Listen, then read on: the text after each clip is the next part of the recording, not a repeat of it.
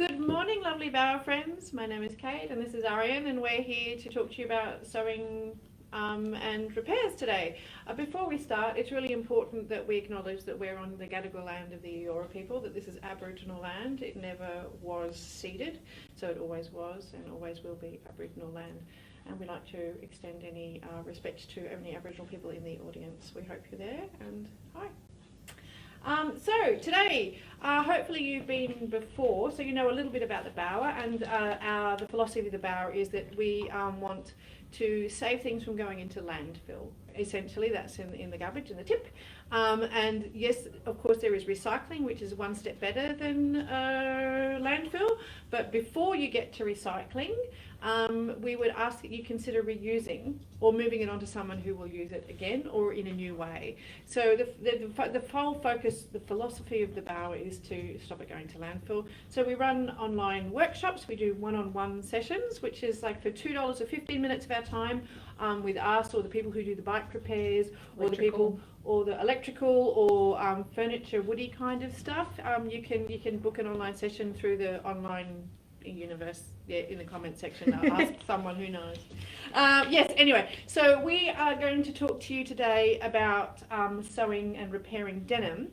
And for some people who've been to our online sessions before, you'll know all about a sewing kit and you're completely comfortable and you're about to be bored for 10 minutes, if that's okay, because not everybody is 100% comfortable and knows their way around a sewing kit. We just want to talk about a few little things that will be useful, one for denim, yes, but also for other things. But before we start, we will go over once again our personal safety clause. So what we would say is that we're going to teach you some things you might then have the confidence to sew. A backpack is a really good example because it has like a webbing strapping that's really tough to sew, and it's a really good and useful thing to fix. And we want you to do that, but that is a very similar product to a bike helmet or to a stroller or a car seat or something like that. And we would not want you to repair that because of the Australian safety standards. You don't want a life depending on something that we've taught you to do or that you're doing on your own. Absolutely never. So as I said, if it just because it looks similar, please don't have the confidence to do something with something that's really important, which also leads on to the fact that if it's a very, very precious item, like, you know, baby clothes or wedding gowns or something that is made by somebody that is treasured and handmade, or for whatever reason, even if it's just a cheap thing from a supermarket but you love it for whatever reason, we would not suggest that you follow our advice at all, in fact. And that's because professionals can do it to a quality that you will treasure for life and do it efficiently, and yes, it will cost you money. You might even have a friend who has that skill set. Ours is the what could possibly go wrong philosophy. Give it a burl. The Australian phrase, which apparently my American friend says they don't use, burl. Give it a burl means to give it a go, and what could possibly go wrong. If it was a bike helmet or a baby stroller, something terrible. Yes. If it's a christening gown or a wedding gown or some grandma's precious jumper, something terrible. But if it's us and it's something functional for your family or a costume or something like that, absolutely, please have the confidence to give it a try. If you see something in an op shop, you're like, oh, I really love that. If only it had this, you know, fix or this adjustment, that's what we want. We want you to have the confidence to give it a burl on something that's not precious. Yep, is that it? So starting with a sewing kit? Yeah. So scissors is a good place to start with. With a sewing kit, you would definitely gonna need scissors. Scissors come in a million different shapes, sizes, all of the things, kinds, and they have different purposes. Small ones for cutting threads. These ones are known as stalk scissors from their shape. They sit very flat. They have very pointy nose. They're good for cutting little stitches and little threads. So they're mostly used by embroiderers, but they're actually quite handy for little repairs and taking out little bits of stitching. Just some ordinary thread cutting scissors. For cutting fabric, actually cutting up fabric, you'll need longer bladed scissors. It doesn't really matter. You want a decent quality pair. The most important thing is that you only use them for cutting fabric. You may recall your childhood of somebody screaming, "Not the good scissors!" if you attempted to do craft with your mother or father or grandmother's scissors, sewing scissors. And that is because paper is basically small fibres of timber, of wood, and it blunts the blade on any scissors, as does cutting plastic and all the other bits and pieces that you do with your household scissors. So having one pair of scissors reserved for fabric is a really good idea, makes cutting the fabric just so much easier. There's nothing worse than trying to cut with blunt scissors. So the internet told me to cut a piece of aluminium foil to sharpen my scissors. Real people told me that's nonsense. Can I just say nonsense? Apparently nonsense, but it's actually quite a thing. I think maybe, can you cut sandpaper to sharpen your scissors? No, don't do you need to have the angle. Paper. Yeah, You've got to have the angle. Okay, yeah, so don't do the things, go to a grown-up and get them sharpened. So these are one of my favourite little artefacts that you'll often find in Grandma's sewing kit. Or not with the plastic handle. The pinking shears. And they're hilarious because they are basically useless. It's controversial, but we're standing by that statement 2 months This on. is the hill I will die on. These are supposed to be designed to cut the edge of fabric and stop it from fraying. It will slow it down. You can cut, kids' ribbons and stuff, and it will fray slower, but it will still fray. Yeah, like this is just that, like it's still, like this is a bit of denim. Yeah, because it's not going to fray. It frays slower, but denim doesn't fray much anyway. Oh yeah, that's true. It was a bad example. Just ignore that. Yes. Yeah. They're not useful. There are other ways to stop fabric fraying. Yeah. So scissors, got all the scissors in the whole wide world. Needles. Oh, can we just mention what that lovely lady said to us last time? I just still think she's a lovely human. So she mentioned that in her household, she put a little red ribbon. This is not a red ribbon. This is a red ribbon. Around her scissors so I guess she would know, and other members, children in her family would know, don't use the red ribbon scissors on anything other than fabric. That was, I just thought, yes, of course, it's sensible, but I hadn't thought to do it. Still haven't done it, but will. I just hide mine where nobody else can find them. Needles, you will need needles. Needles come in various kinds. There's big-eyed blunt ones that are used for working on knitwear and that kind of stuff. For most of the repairs that we're going to be dealing with, it's quite handy to have a set of those sometimes. It's a bit more specific about what you're going to use those for, but if you're a knitter or a crocheter, you'll use them quite a bit. Smaller needles that you're more used to seeing, they do come in both blunt and sharp. Blunt is for embroidery, specific kinds of embroidery, counter thread work. You don't want that. You want sharp ones with a reasonably sized eye. You can get ones with very, very narrow eyes that are designed for beading work. You don't want those either because they're really hard to thread. So you just want something that's got a smallish eye but big enough to not kill you in the process of trying to get the thread through it. Yes. Speaking of which, a needle threader is a handy thing to have if you have terrible eyesight. We got one of those kicking around. There it is. Some terrible eyesight. I prepared a little earlier. So that is basically just a way of having a much larger eye to thread your thread through. I'm going to have a go at demonstrating this, which is always. Can I also say, folk, please ask us questions in the question area, question field. In the comments. In the comments. Oh, whatever, technology. In the comments, we're absolutely happy to stop and explain something if we go too quickly, or there's something else you want to hear about, please. So yeah, and say hello. Put the needle threader through the eye of the needle. Then you have a much larger hole, which I still can't see. Do this with camels though, no camels. Really need somebody who has 3D perception demonstrating this seriously. She's a physics teacher, she knows what that means. I don't know what that means. I don't know how far away anything is compared to anything else, is my problem. And I'm attempting to do this. So I normally thread needles by That's why feel. I drove today. Yeah, there we go. So now I'll hold that up. So that goes through the big eye of the threader. And then I mentioned this before, you hold the actual metal part of the threader rather than the big bit that looks like you should hang on to it, because these are not terribly well made, and if you put any tension on them at all, they tend to pull the metal part out of the plastic. So I just grab hold of that bit, pull it through, and now you have a threaded needle. Yes, and this is for hand sewing. I think there are sort of this. I think people use something like this for sewing machines, but we're not going to talk about sewing machines. Don't pretend they don't exist today, because they're really a lot of explaining. We're not capable of doing that in this session. Yeah, no. Not at all. I'm not going to explain how you can use them, although we might reference them occasionally. I think so. But pretty much most of what you can do on a machine, you can do by hand. Well, of course, because hand sewing came first.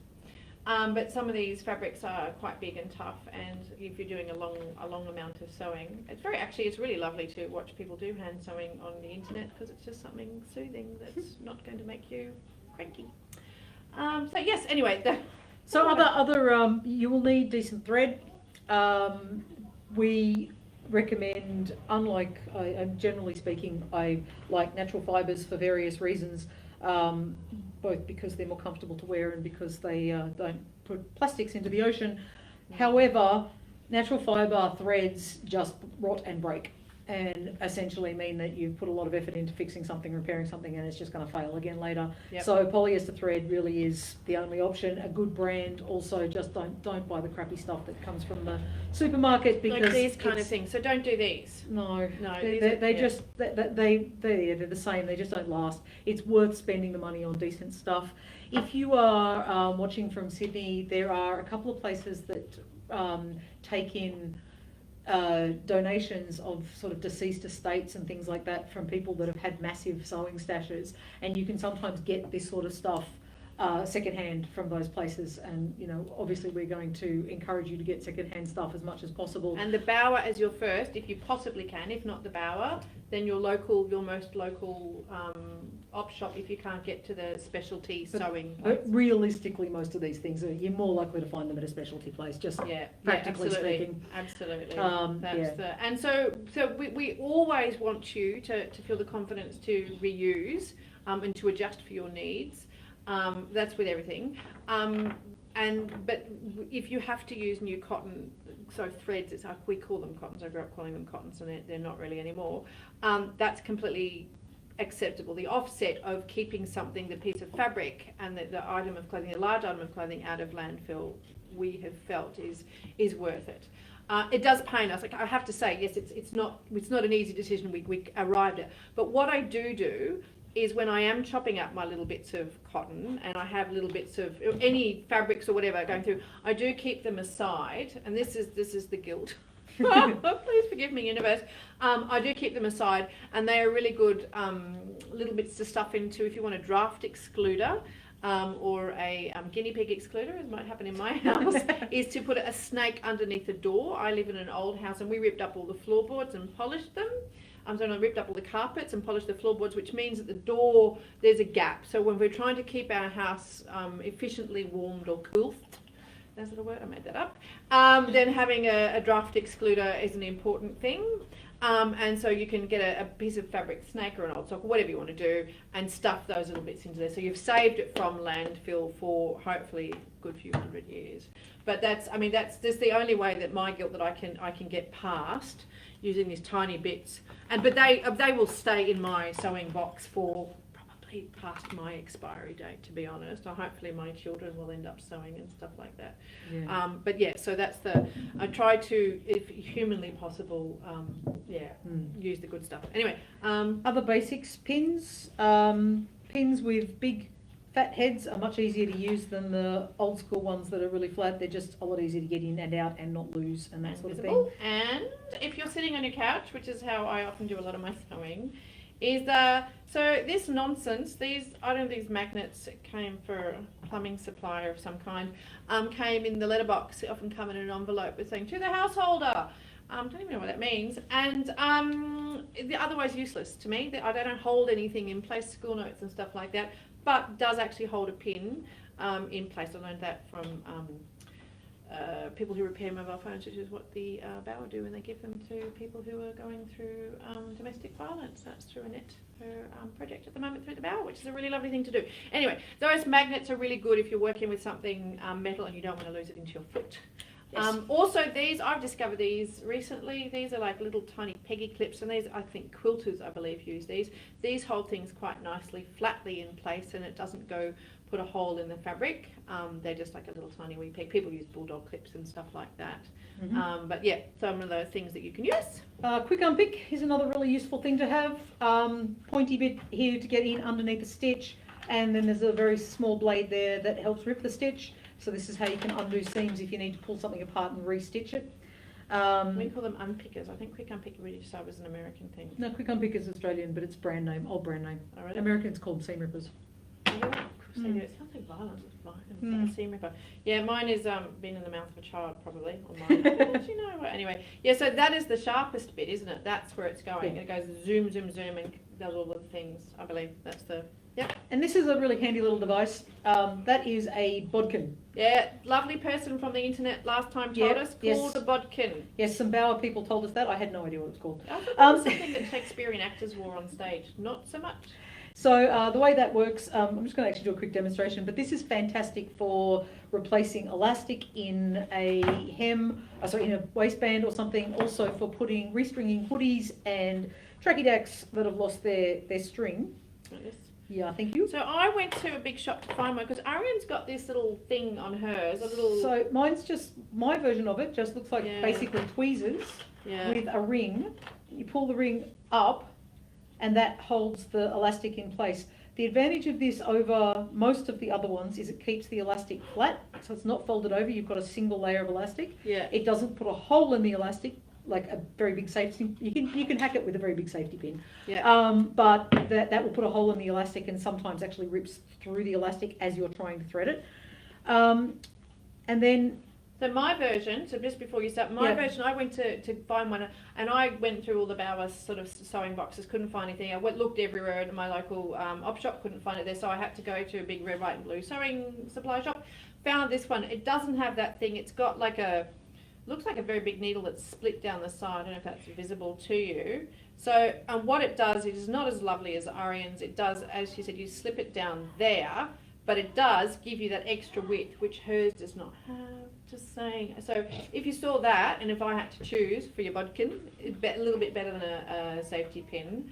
And yeah, my kids can actually handle this. The safety pin was just far too much for them, really, to be honest. Yeah, safety pins also have a bad habit of undoing while you're in the middle of it. Oh, it's awful. Hate that. So this just gives you then a solid bar to be able to push through your seam all the way around. So that would be for replacing elastic on, but like this is, so we're talking about denim, but you could have denim-like pants that are stretchy. Once you get to a certain age, do love the stretch. So if you had sort of a light denim pant that needed elastic replaced, or a jegging, that's apparently a thing. And that's how quick it is. It's just ridiculous. Yeah. It's so much easier to do than any other method, and my children are constantly replacing the strings in their hoodies with it. So that's that's how it works, and you now have a re-elasticized skirt. This is a good way. Or pants. So if you have pants, denim skirts. Yep, anything that I buy costumes and things that usually have elasticized waists, and they just never fit me because my waist is bigger than I'm supposed to be as a dancer, and so I just take the elastic out and replace it with more elastic, and that's how long it takes. It's really quick, really, really useful. That comes out, undo this, and you've got, all you have to do is sew those off. Or tie the knot if you're lazy. So. Depending on the shape of the elastic, but you can hand sew them together. You'll end up with a big lump there if it's thick elastic. Big lumps, big heads, less lazy. So anyway, that's a really useful little device that I'm very glad that I have in my sewing kit. Yeah, that is. I've got to say that is what I've learned from these workshops is that how useful the Bodkin actually is. And I have been using safety pins, but Ariane was telling me about that ages ago, and I'm like, that is. Yeah, it's not something you would necessarily go out to buy, but now that I've got one in my life, loving it. Yes. Really loving it. I think I've been doing stuff, making some masks, threading stuff through masks and stuff. It doesn't have to be elastic, doesn't have to be whatever.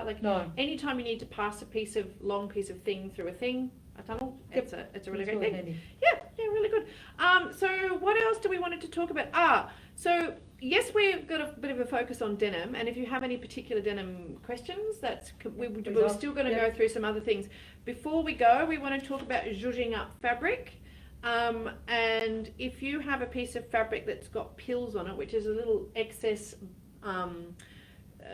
fabric that's, when rubbing together, can happen on brand new carpets, can happen on jersey, on sort of t-shirty kind of fabric, or this is a tracky deck kind of thing. Sometimes it happens here if you're sort of like a bit of a athlete. The ways to make that go away, to make a piece of clothing look more newer, fresher, I guess fresh is the phrase, is to actually get rid of those pills. You may not really notice the pills, but you will notice that something doesn't look fresh. And the colour might be fine, but those pills just makes it look a bit daggy and whatever. So there are ways to handle that, but you do have to be super careful. Do not do it with something without care. So on this is a jersey, a knit kind of fabric. So this was tracksuit pants. I've got an electric one that I bought from the supermarket many years ago, and it's really, really very handy. But it can, can you hear that? No. It can get clogged. It's a very badly designed. Had to put a thing on it, and I'm not saying a particular brand is whatever, but it does nicely take off this tiny wee little daggy little whatever.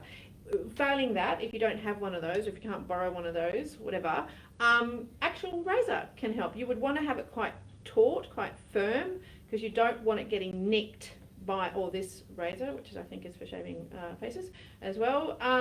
You would want to be super careful with that, because if you do nick it on something like a jumper like this, you could get a hole and it becomes a ladder like in a stocking, and then it's really hard and annoying and not perfect anymore.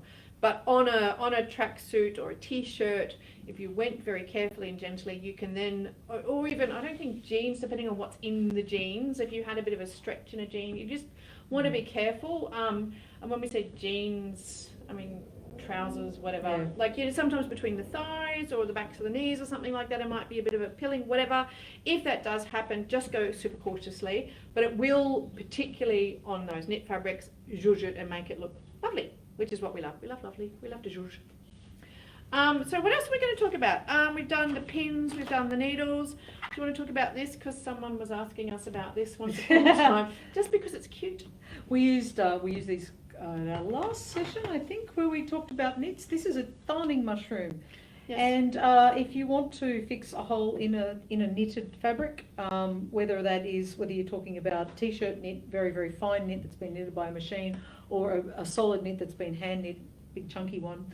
So that's if you want to fix a hole, you need this. There's a process that you can look at our last video, or whatever. But this is what holds it in place so that you've got structure to actually stitch the patch, which is effectively what darning is. You're creating a patch and bounce the needle back at you. And I actually have a cardigan that I desperately need to darn, and I don't have a darning mushroom, and I desperately need to get one. Please borrow if you like. Thank you. But anyway, so that is what that's for. Yes. We're not talking about that today.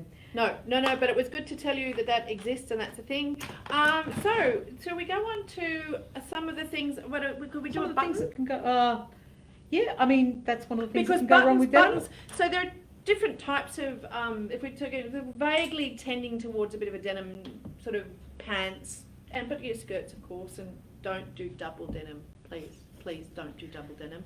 That's actually keep your fashion policy to yourself. New South Wales law. Actually, that's part of the law. Was passed just last week. Do not wear double denim. Just saying. Sorry for all those people wearing. Actually, we've got someone in the background wearing double denim, but that's okay. Awkward. Anyway, yes. So on denim pants, I am of course joking. Not much. There are several ways to do up denim pants and. Trousers. There could be the button fly and the zip fly. So if you have lost a button, that's awkward, and please always make sure after you leave the bathroom that you've done them all up. Please, that actually is a second law that's been passed. Always do them all up. You are full of opinions today. I have many opinions, and please do all of them. Not just leave one undone, because then we don't know what to say. What do you say? Normally you say there's a helicopter. What do helicopters do? They fly. Yeah. It's very hard to subtly say to someone. And you're not allowed to look, so what do you say? Just make sure you do your button flies. So if one of your buttons on your fly has come off, yes, Ariane can help you with that. All right. So replacing buttons is one of the basic skills that we do all the time. On your single denim, not your double denim. Everybody stop. Still on Gadigal land at urination. Here we are. So buttons. One of the great tips that I learnt from my mother eventually, when I decided I would actually learn something from my mother, is starting off a thread, whenever you're doing any kind of stitching, is one of the hardest parts because you've got to anchor it properly. Otherwise, whatever you've done is just going to unravel at some point. Sounds like my life. And I find that very difficult to do. And I was terrible at it. And everything that I did, you know, when I had to do high school sewing and all that awful stuff, all had a habit of coming undone. And I know that hasn't changed because I was given a gift by a high school student and the stitching came undone. Yeah. What I do now... It's the important lick, just saying. Oh yeah, lick. Yeah, absolutely essential. So don't share needles. We also say that in a harm minimisation. Go to your local exchange, get a clean one. That did not work. Yep, don't share needles. What are you doing? So what I'm attempting to do and failing, because my eyesight is appalling, is I have instead of taking a single strand of thread, I've taken a strand of thread and doubled it over so that the loop is at the bottom and I have two ends up the top here. Going that direction, two through the hole. Yeah, right. and attempting to actually thread both. Do you want this? What I will do is just make them both the same length because that does make it a lot easier. Oh, yeah. I thread needles mostly by feel because I can't see them. So I can't demonstrate it because I can only do it between my fingers. But anyway, this is what we end up with. So loop at the end, two loosies at the front. Yep, so two up here. Start on the wrong side. You can always go to the right side. Take a short stitch, or you can poke it through, take it all the way through and come back. But just basically take a very short stitch to bring it back to this side. Don't forget, lovelies, if this is confusing. It's just crashed again. I think so, yeah. Are we Hopefully. back? Are we back? Lovelies. Hello. Hey, can you all do like thumbs up or Kate's my favourite, Ariane's not too bad in the comments to say that you're there? Like, or what, you know. Kate's such a skilled person. Please say hello. Still on Gadigal land. So I'm not sure where we got up to before, but I have taken. Yes, I'm not sure what you saw me do before it crashed again. But basically, I have started on the wrong side of the fabric, taken a small stitch through, and now I've got the loop that was at the other end of my doubled over thread. Put the needle through that loop.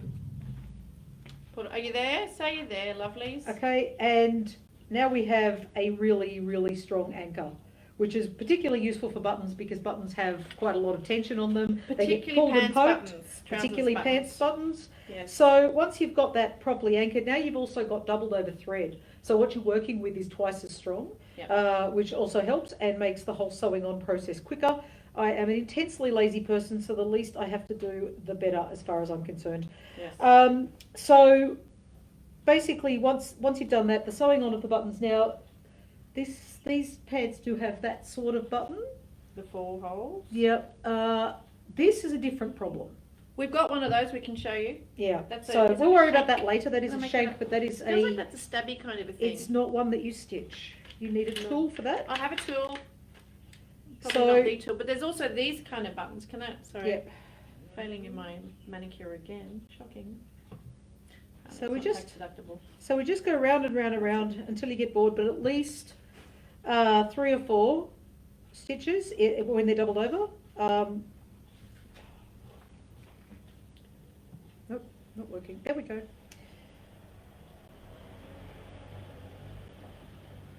I'll just say now, if we drop out, we are coming back, we promise. Can't get rid of us that easily. So once you've got a really good, I don't know if you can see that, but there's quite a lot of thread there. That's really very strong. And then you still have to finish off. Yeah. So to finish off, you are making a knot, basically, and you do that by taking one very small stitch, small as you can. I should note that I am really not good at hand sewing. I'm functional, but I'm not very good at doing it neatly. You don't need to be. This is all on the back. You can't see it anyway. Can I just make everybody feel better? I believe probably I did the sewing of this secret button on my husband's pants. Can I just have to see how embarrassing that is? It wasn't supposed to be too fabulous, but look at that. I mean, that all I'm just saying is it does its function. It holds this little piece of thing in place. Because it's actually got, this is the structural button, this is the cosmetic button. And look how badly I did that. I'm probably me. I mean, it may have been him, but it's most likely to have been me. So just give it a burl. When you're finishing off a button one, I would actually do this twice. So take one stitch, put it through as a knot, take a second one, That's embarrassing. and put it through the loop again so that you've made 2 knots, because this really does need to be strong. Once you've pulled that through twice, 1 more small stitch just to hide the end of the thread in there, and then you get your small scissors and cut that close to the surface of the fabric, and now you have a really solid button. So that's perfect for a button fly, Yes. which you're going to stitch them all up on. Oh yeah. All of them. You have not Yes. stitched them all. You're going to always fasten all of the buttons, count them, and as you put your pants on, do that. So, but on more traditional denim jeans, Yep. they don't usually have stitched on buttons. No, they don't. And I've seen. Look, we were talking about this during the week, weren't we? We saw someone on the internet fixing it with a piece of what do you call that stuff? Piece of denim and a coin, like an American. I don't know the difference between a diamond and a nickel in size, whatever. Who knows? And putting it through the hole. And we actually decided that was a bit ridiculous. To be honest, it looked good and it was hilarious, but really not all that useful. You can go to, now this is where we go again, if you possibly can, please go to a thrift shop and riffle through their stuff, or go to the Bower, of course that's your favourite reuse place. Please go to the Bower and see if there are any sewing kits. They're often coming and going, and either buy the whole sewing kit, or see what you can find. If not, yes, you can go, and this is another time we'd say yes, we give you permission to buy new, to save a pair of, to save an entire pair of jeans or trousers from landfill. Yep. Or even save your pocket. It's really good to do that. So if you have to buy a new one. Now, I suspect a person in my life, and I'm not going to name my children, but probably was them. I bought a packet of these from one of those stores, and what it is, do you want to display what it looks like and what went wrong with my child? Which is so... Where do I start? It's that it's actually been attached because I think someone was playing with it. But what actually happens is that it comes in 2 parts in a little packet called, are they called shanks? Rivet? Rivet, shank, I whatever. actually don't know what they're called. Yeah, go into the buttony kind of area of those shops if you can't find it secondhand. But I will also tell you, they do have a tendency to go often a little bit tarnished, not quite a rust. So I didn't really like dealing. I have found old ones in sewing kits, and I didn't really like the feel of them. Is that a bit sad? Didn't like that. Anyway, so it comes in 2 parts. Yeah, you just put that on there, and hit it with a hammer. We'll hit it with a hammer, which We're not going to do, because No, it's not a reversible process. yeah, that's why I'm a little bit disappointed that kiddos have done that. But it's they're the different looking ones. Yeah, there's a whole range. Yeah, of I mean, there's different ones. possibly a way to. I feel like what happens is when you bash that through, you're actually bashing it through. Is that clear? Like a very a squishy thing, and then that has got a sort of a what do you call those things? It's got a. Use the science. Actually, it's not a thread. It's just got a Like a plug. yes. Yeah. Anyway, a plug. it gets squished down and it holds on to the ridges inside this. Yeah, and it's not reversible, which is annoying. So rather than trying to, like if this happened on a pair of jeans, you would take it out and you could move it a tiny wee bit for your pants. Which one am I looking at? Whatever, doesn't matter. You could move it a little tiny bit or patch that with a bit of denim. I reckon you would try to move it a little tiny bit. Yeah, whichever way you preferred, because patching, this is a real, these take a hell of a lot of Stress. when you're sitting and standing and all of the things that you do, and Yeah. denim doesn't have a lot of forgiveness and giveness, it doesn't stretch much. no, so it is a point of particularly on denim, it is a point of extreme stress. Yep. And if it falls off and you're out and about and your pants fall down, that's even more extreme stress, can I say? So that's one of the things that can go wrong. So you've got the button fly, we've got the button at the top of your fly, and the zips. Oh, zips! Please feel sorry for us. Zips are hard, and yeah. So Zips are awful. I hate replacing zips. yeah, particularly in denim. Yeah. It is a difficult thing to do. You can Should we talk about the tiny wee hack? talk about the tiny wee hack. Tiny That's wee crazy. hack. It's just a hack is just a cheat's tip, which actual professionals do all the time. But I think in the age of the internet, we started calling them hacks. Really, if we'd listened to our elders, we just would have known it's wisdom. Anyway, so with zips, and I have said this in the past, if it's not gripping and bringing the two sides of the zip together, this is one that I broke a little earlier. Can't find the head of it. You can actually very gently, and when I say gently, I really mean it. Think of it as your fingertip. You can actually crimp down the bottom corner of your zip. Am I going into that one, Max? Yeah. Lovely. You can crimp down with a pair of pliers, or even I guess on a surface, very, very gently crimp it down a little bit. If you go too hard, this metal is not used to going up and down, so it's not got a lot of forgiveness for fatigue, metal fatigue. So metal fatigue could mean if you crimped it before or something's happened, it could snap and then you're rooted. It's the official phrase. You have to get a new zip. So I have done that with particularly with my children, where you get a plastic zip. But there is nothing to lose in as much as that is the only way to fix that. That's and it. So it's, give it a try. What's the worst that could happen? And if it's properly broken, then you have to replace the zip. Yes, but don't crunch it down and then expect to loosen it. Yeah. Just go very gently, a little bit more, and know that is a very, very real risk. And keep trying it as you're doing it. Yeah, and then go up and down and up and down. And if they're sticky zips, that's the worst. Ariane's got some great tips for that. So there is, particularly for plastic zips, I haven't tried on metal zips. I don't know whether it would work. You can use graphite on metal zips, but on plastic zips, there is silicone zipper lubricant, which is designed for tents, but it'll work on any of those big bulky plastic zips that you get on backpacks and sleeping bags and spray jackets, all that kind of stuff. So that's a really useful way of dealing with really annoying zips that stick and don't slide nicely. Yes, and I think so when I was a kid, we used to get a graphite pencil. We used to call them lead pencils, but they were never lead, I don't think. And if they were, don't stick them in your mouth. And just to sort of, I think people use wax, but is that on drawers? I wouldn't use wax on your pants. That would just be looking bad. So I would say a graphite pencil would really smooth that out. I don't know about you. I've never really worked out why some zips just keep on coming down. I feel like zips have a little, like a break in them. They have a locking mechanism. And sometimes that goes or just was never there if it's the cheapest and most terrible of all zips. And that's often the way of my favourite item of clothing. They've got terrible zips. People just put safety pins in. Or I think when I was pregnant, we used to put a little bit of like an elastic from a hairband around it and then stick it over the top. That was a pregnancy tip that we learned. So there's that. So that is for the zip if you can preserve it. Preserving of the zip is if you had to replace a zip in jeans, please find your local dry cleaner and ask them for help, because that's just it's beyond it's doable, but it's beyond the amateur mucking around replacing it's things. A lot of unstitching. There are other zips that you can replace that are easier, but the zips in denim is just really difficult. And then you want to get all the nice stitching and all the gorgy. That's a bit of a okay. So, anyway, it's not a thing I choose to do. Other people do, but it's beyond my patience, to be honest. So quickly, what we can do, I'll just explain to you something that you can do.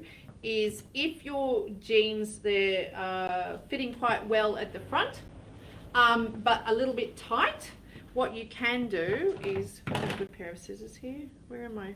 I love these scissors.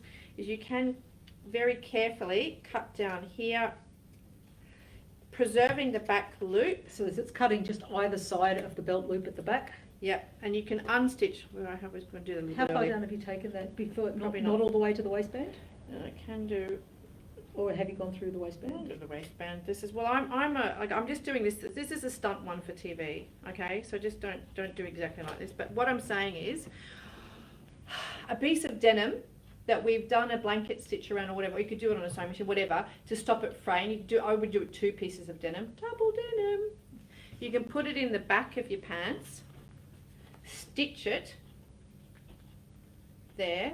That will give you a bit of extra. Is that clear what I'm doing there? Yep. Give you a bit of extra room, and then salvage this. Do it carefully. These were unwearable pants. These pants are going to heaven, and then you can stitch that back on. But you can give yourself quite a bit of room.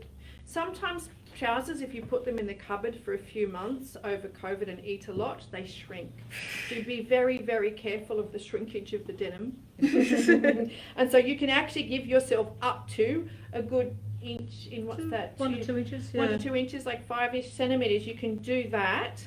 That's also another pregnancy tip, but then you might want to keep it like that. But then you've got your loop. So I've done this deliberately in a contrasty kind of denim. So you can see what I'm talking about. You could do this if you could find it from another denim that's similar or something like that, or do it as Ariane calls it, a feature, not a bug. You can actually do it in a bright colour or whatever, or a grey, and you can make it so that it's quite visible. Then you put your loop back on, and you're not doing this to be gorgy. You're doing this to keep your pants from landfill and to stop you having to buy another pair or steal another pair from someone in your family or your friendship group. So that's one of the tips for denim. So one of the other things we were going to talk about is a hole in some denim. Yep. Is that right? So then we'll pretend these are denim, and this is a pretty common one. This is my husband's pants. He wasn't wearing them when I took them off him. That is one of the most common, which can be lovely. People do love that, but they were my favourite pants of his he used to wear to work, so no longer. So that you can see the fabric's been really badly degraded around there. You can't just stitch that together. That's going to require a patch. So there's 2 ways of patching things. One is to take fabric that matches as close as possible, turn the whole thing inside out. Don't forget, if we're going too fast or something, please let us know. Or if you've got any questions, we love to know you're there. We actually do have a question. Yes. How would you take in a pair of pants which are too big around the waist? Not my problem this year, but has been. Okay, that depends very much on the pants and how much you need to take them in. Yeah. Ideally, move the button. So by far the easiest way to do it, if you only need a little bit, is to move the button. The other option is to take it in at the side seams. If you need to do a fair bit more, take it in at the side seams using a ladder stitch. Will work, probably. And I was going to demonstrate ladder stitch anyway, so I can do that now. I've also seen people do it in the back, where we just expanded it in the back in their jeans. I've just seen people do that in the back. Yes. I've also actually... But you would again have to take the loop out. off first. It didn't go forever, which was annoying because I bought a pair of jeans from an op shop and thought they're my size and that's a brand I know, and my goodness, the person who'd had them before me had a much smaller waist, and then they were very, very tight. But it was such a beautifully done job, I hadn't noticed. Still nice jeans, and so that's it was at the back. It was a really good, actually it was really possibly professional had done it, not someone like me. So I'm just quickly anchoring the thread because it's not very interesting to watch. This is how you do a ladder stitch, and basically this will pull in fabric. So we would do this on both sides at exactly the same, or on the back. Or on the back, that's depending, right. And the side seams is what I think we're aiming for, depending on... On the seam would be the ideal place to do it. And in an ideal world, you'd pin it first, inside out, so you've got a clue of how much you're doing it. Is that... For a ladder stitch, because you're doing it from the right side of the fabric, what you would do is work out how much you need to take out of it. So let's say you want to take a centimetre out of each side. Yep. You're making your ladder stitches, you'll see what I mean as I do this, but you make your ladder stitches that long. Yep. So if you want to take a centimetre out of it, then what you do, and to get this really neat, I would actually use a ruler and measure each stitch, as ridiculous as that sounds. Or the other thing that you can do, actually this would work better, now that I think about it, I'm making this up as I go along. The other thing that you can do is work out how much you want to take out and draw a line in chalk. On showing the width of how much you want to take out. I've got one of these. And I have a small ruler. Oh, look at that. Maths nerds. Yes. And don't forget, if you have a specific question that you would like us to answer, we will spend some special time with you to get $2 for a 15-minute consult. We'll give you all of the wisdom in all of the world. You can get that with the Wood People, Buy People, Electric. So this is from the right side of the fabric.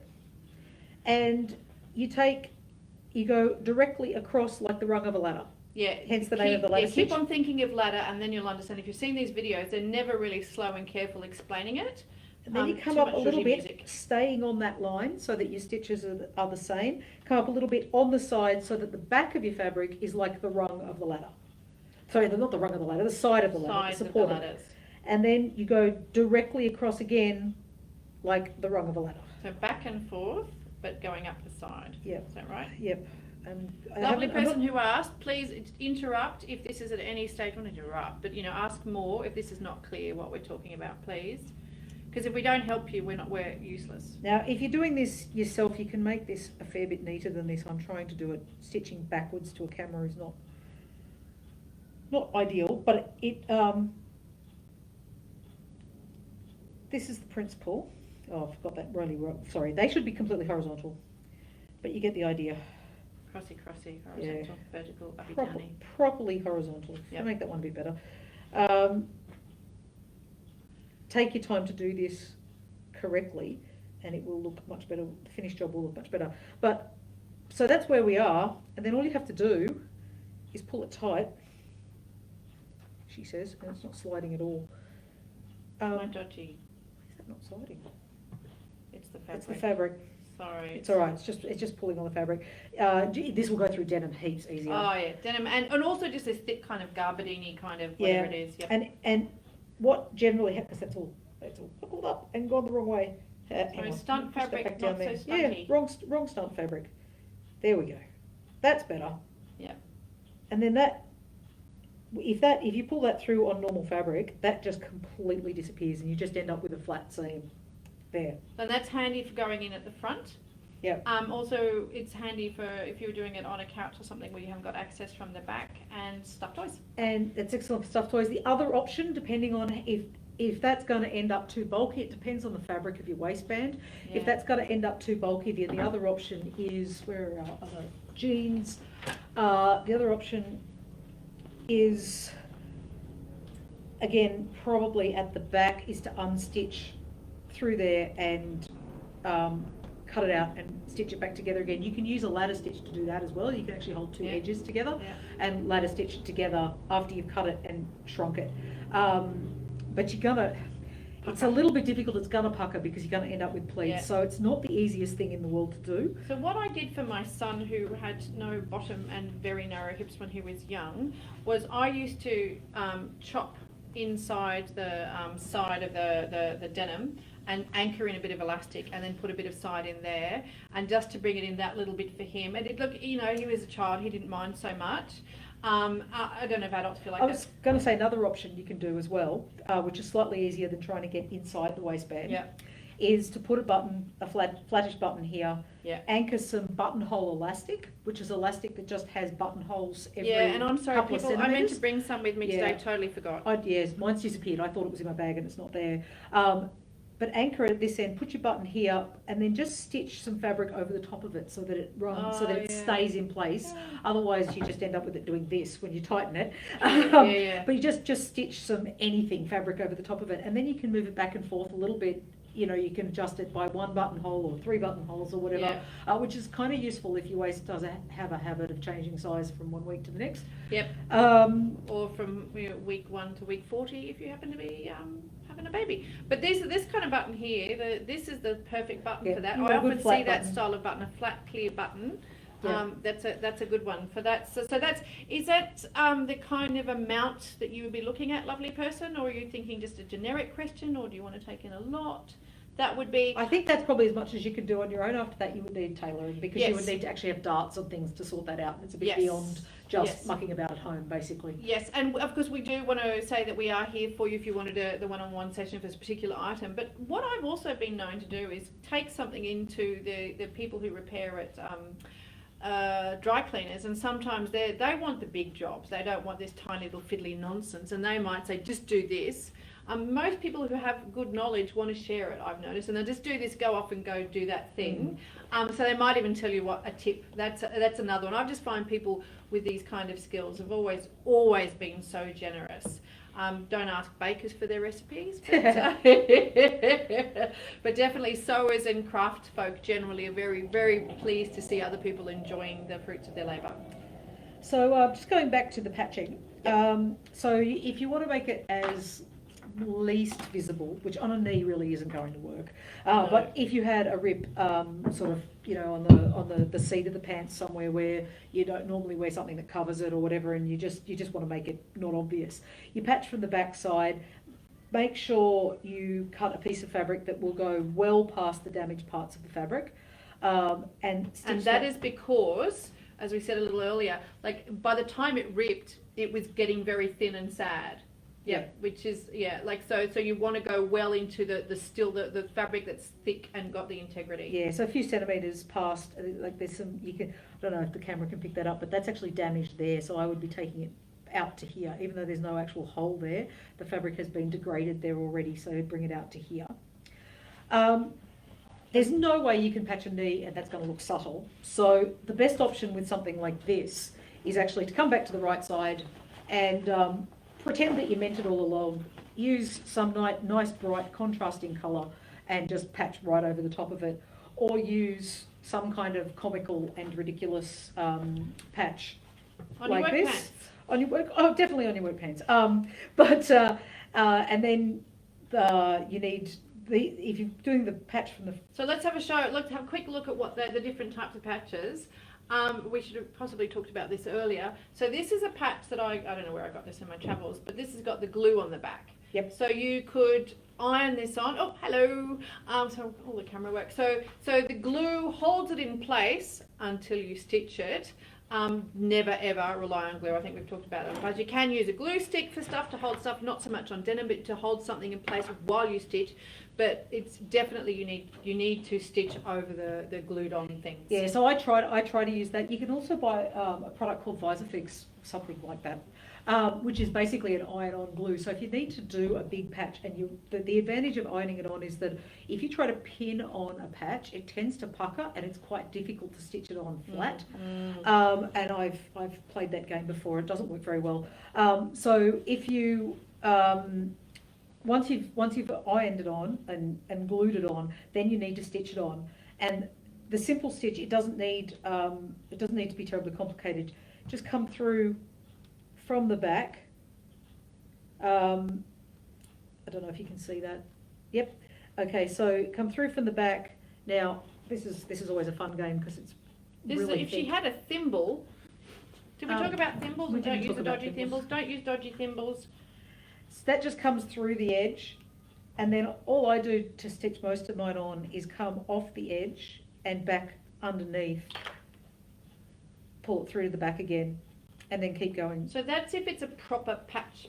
That's if it's a proper patch. But on pants, you might not put your stunt patch on of the, what does that say? Is that from Jordan Rascopoulos? God, Yeah, love yes, her. yeah. Polycephalosaurus. There you go. That's brain. I don't actually know what that means. It's a multi-brains, multi-loving, all of the things. So the other way you could do this is with a running stitch, which is literally just up, down, up, down, up, down. Yes. So doing black thread on a black piece of fabric is going to work real well. But essentially, Do you want this? just up and down and again. So would you do that? So you don't want the raw edge, which would fray, and then you're going to end up back at Which this is why I have situation again. folded that underneath. Yes, yeah. So I've been known to fold it, stitch that, and then put it on. Is that what you're talking about? Or you would actually do it all in one swoop? I would do it all in one swoop, and I would do that by ironing that flat. Yes, ironing. To hold We it in place. mentioned the iron. I think last time, how much, the only time that I will accept iron is an important part of my life is when I'm sewing. And even then it's like, oh, really, the iron? I don't believe in ironing clothes for wearing. I believe in ironing sewing to keep it perfectly in spot as much as humanly possible. 5 minutes left. So I might just quickly talk about hemming jeans, because that is a thing that people very often need to do. And there's a couple of tips that are very important when you're hemming jeans. One of them is you need two people. The person who's going to wear the jeans needs to put them on with whatever shoes they're planning on wearing them with, and stand up straight and look straight ahead. Don't look down at the person who's doing the pinning and getting the length right. Look straight ahead. Like teachers used to demand on assembly, up straight, shoulders back, all that nonsense. Yeah. Anyway, it's important because it makes the legs of the pants sit in the right spot. Then the person that's taking them up for you needs to fold them to the right length. I usually find it's easier to fold them outwards, but it doesn't actually matter. You can do it either way. Fold it out, get it to exactly the right length. On one leg, pin that on the side seams of the pants, so there and there at least. And you could put a few extra stitches in if you want, a few extra pins in if you wanted to. So you get that to the right length. Once you've got it the right length and you're sure that's what it is, it's pinned, again, take it to your iron, flatten it, and then measure how far up you are having to take it using your trusty measuring tape. Not this. Don't be using this. Do not use this. Always wrong. I think we discussed that last time and how I've made mistakes with that. And then you get your other leg and do the same thing with the measuring tape to get it to exactly the same length. Don't eyeball. Don't eyeball it. Measure it properly. Same thing. Pin it. Press it. And then once you've pressed it, you can then turn it back in the right way. So unpin it, press it, turn it back in the right way. You may or may not need to pin it again, depending on the nature of the fabric, but I would press it again inwards at that point. Yep. And then, now, this edge that jeans have, you can't do that yourself. That basically requires a kind of stitch that even normal sewing machines do, and I don't know what this thread is, but I have never found thread that matches this. No, it's super hard one. I mean, I know when we were living in India, I remember our tailor cut everything off, took it up, and then put it back on again. But what it meant was that it was flopping. It didn't work. No, so you're better off just accepting you're not going to have that finish, and do an invisible hem, basically. Yeah. So you will just end up with it looking like that at the bottom. Yeah, that would be or you could, you know what some people do, and I don't have it to show, and I've seen depending if a person sort of leans to femme, is you could actually put some kind of what do you call it, like an embroidery kind of ribbon or something like that. If you like, maybe that's a bit 80s and a bit daggy. That's how I run.